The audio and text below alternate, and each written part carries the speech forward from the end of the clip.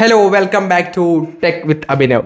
അപ്പോൾ കഴിഞ്ഞ വീഡിയോ അത്യാവശ്യം നല്ല റെസ്പോൺസ് ആയിരുന്നു കിട്ടിയത് കേട്ടോ. അത്യാവശ്യം ഒരുപാട് പേര് കമൻറ്റ് ഇട്ടു, നല്ല വ്യൂസ് കിട്ടിയിട്ടുണ്ട്.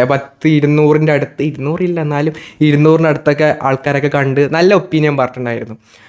സോ നോർമലി അങ്ങനത്തെ വീഡിയോസ് കയറാമെന്നൊക്കെ പറയുന്നത് ഭയങ്കര ഇതുള്ള പരിപാടിയാണ്. നമുക്ക് അങ്ങനത്തെ ഒരു സബ്സ്ക്രൈബേഴ്സ് ആയിട്ടുള്ള ഒരു ഇത് വളരെ കുറവാണ്. നോർമലി ഇങ്ങനെ സെർച്ച് ചെയ്ത് കണ്ട് സജക്ഷനൊക്കെ വന്നിട്ട് വീഡിയോ കാണുന്നല്ല. അതല്ലാതെ നമ്മളെ സബ്സ്ക്രൈബേഴ്സ് ഒന്നും വീഡിയോസ് കാണാറേ ഇല്ല. പക്ഷേ ആ വീഡിയോസ് അത്യാവശ്യം ആൾക്കാരൊക്കെ കണ്ടു, നല്ല ഒപ്പീനിയനൊക്കെ പറഞ്ഞിട്ടുണ്ട്.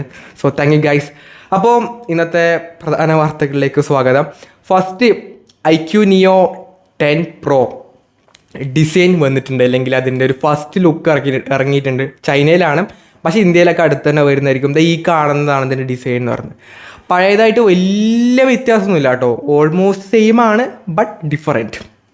ചെറുതായിട്ടൊന്ന് ഡിസൈനൊക്കെ ഒന്ന് അപ്ഗ്രേഡ് ചെയ്ത് ഒന്ന് ഇതാക്കിയെന്നേ ഉള്ളൂ, അല്ലാതെ വലിയ വ്യത്യാസമൊന്നും കാണുമ്പോഴൊന്നും ഇല്ല. ഈ കാണുന്ന തന്നെയാണ്. പിന്നീട് 1.5K റെസൊല്യൂഷൻ ഡിസ്പ്ലേ വരുന്നുണ്ട്, 6000 mAh ബാറ്ററി വരുന്നുണ്ട്. സോ ഇപ്പോൾ ഇത്രയൊരു ട്രെൻഡാണ് 6000 mAh ബാറ്ററി എന്ന് പറയുന്നത്. ഒട്ടുമിക്ക ഫോണിലും സ്നാപ്ഡ്രാഗൺ 8 വരുന്നുണ്ട്. ഈ 6000 mAh battery, 1.5K resolution display, അതൊക്കെ ഇതിനും വരുന്നുണ്ട്. ഇതിനാണെങ്കിൽ 144 ഹെർട്സിൻ്റെ റിഫ്രഷ് റേറ്റ് ഒക്കെ വരുന്നുണ്ട്. സോ ഗെയിമിംഗ് ഓറിയൻറ്റഡ് ആയിട്ടുള്ള ഫോണാണ്. ഫ്ലാറ്റ് ആയ ഡിസ്പ്ലേ ആണ്, കർവ്ഡും ഒന്നും വരുന്നില്ല. ഗെയിമിങ്ങിനാണെങ്കിൽ അതാണ് നല്ലത്. സോ അതൊക്കെ ഇതിന് വരുന്നുണ്ട്.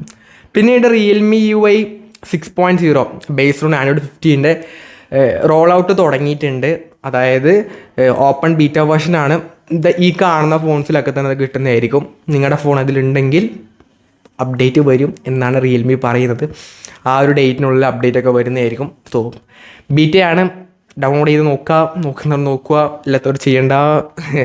റിയൽമിയിൽ അങ്ങനെ ഗ്രീൻ ലൈൻ ഇതുവരെ വന്നിട്ടില്ല തോന്നുന്നല്ലേ, മെയിൻലി വന്നിട്ടില്ല.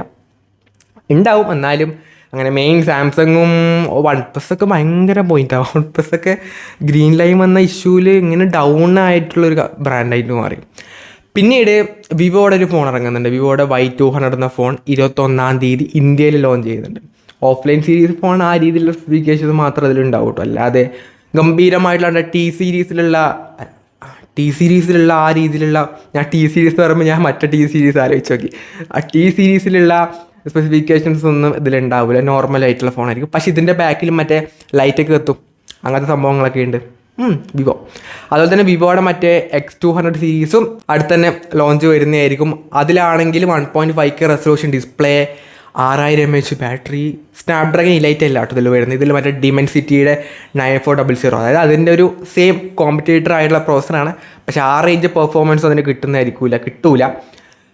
എന്നാലും ആ റേഞ്ച് ലെവലിൽ അതിൻ്റെ ഒരു കോമ്പറ്റേറ്ററാണ്. സ്നാപ്ഡ്രാഗൻ്റെ ഒരു കറക്റ്റ് ഒരു എതിരാളിയായിട്ടുള്ള ചിപ്സെറ്റാണ് അതിൽ വരുന്നത്. മെയിൻലി ക്യാമറ ഓറിയൻറ്റഡ് ആയിട്ടുള്ള ഫോണാണ്, നല്ല ക്യാമറ ഒക്കെ ഉണ്ടാവും. വിവോയുടെ ക്യാമറ അത്യാവശ്യം നല്ലതാണ്. മെയിൻലി ഫോട്ടോസൊക്കെ വേറെ ലെവലായിരിക്കും. അതും ഈ അടുത്ത് തന്നെ വരുന്നതായിരിക്കും. എന്നാൽ മേ ബി അടുത്ത വർഷം എന്തായാലും അത് വരും. അടുത്ത മാസം വരുമായിരിക്കും. പിന്നീട് റെഡ് മാജിക് 10ഉം 10 Pro ചൈനയിൽ ലോഞ്ച് ചെയ്തു. ഇന്ത്യയിലേക്ക് ഒന്നും വരില്ല കേട്ടോ. ഇതിലാണെങ്കിൽ 7050 mAh, ഞാൻ കഴിഞ്ഞ വീഡിയോ പറഞ്ഞത് 7050 mAh ബാറ്ററിയാണ്. ഇതിൻ്റെ തിക്നെസ് ആണെങ്കിൽ ആകെ 8.9 mm മാത്രമേ വരുന്നുള്ളൂ.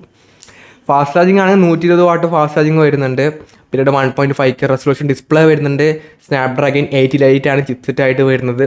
പ്രൈസ് ഈ റെഡ് മാജിക്കിന് 10 Pro പ്ലസിലാണ് ഈ പറയുന്ന 7050 mAh ബാറ്ററി, മറ്റേൽ വരുന്നില്ല.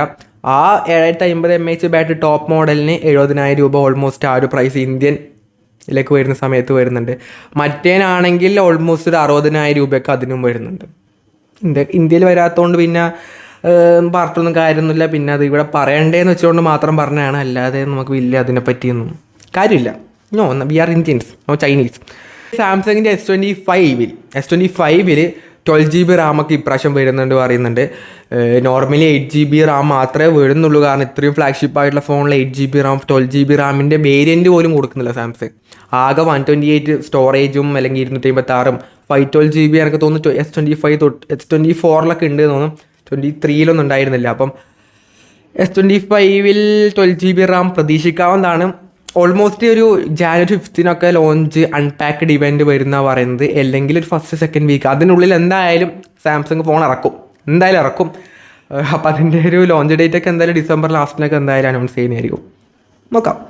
പിന്നീട് റിയൽമിയുടെ ഒരു പുതിയ ഫോൺ, റിയൽമി നാസോ 17 സീരീസ് അറിയാമല്ലോ. നാസോ 70 ടർബോ ഒക്കെ അത്യാവശ്യം നല്ല ബെസ്റ്റ് ഫോണായിരുന്നു. അതിൻ്റെ ഒരു കർവ് ഉള്ള ഒരു ഡിസ്പ്ലേ ഉള്ള ഫോൺ വരുന്നുണ്ട് എന്ന് പറയുന്നുണ്ട്. 15,000-20,000 രൂപ റേഞ്ചിൻ്റെ ഉള്ളിലാണ് വരുന്നത്, കർവ് ഡിസൈൻ. അപ്പോൾ മെയിൻലി ഗെയിമിംഗ് ആവാൻ നാസോ സീരീസ് മെയിൻലി ഗെയിമിംഗ് ആണ്.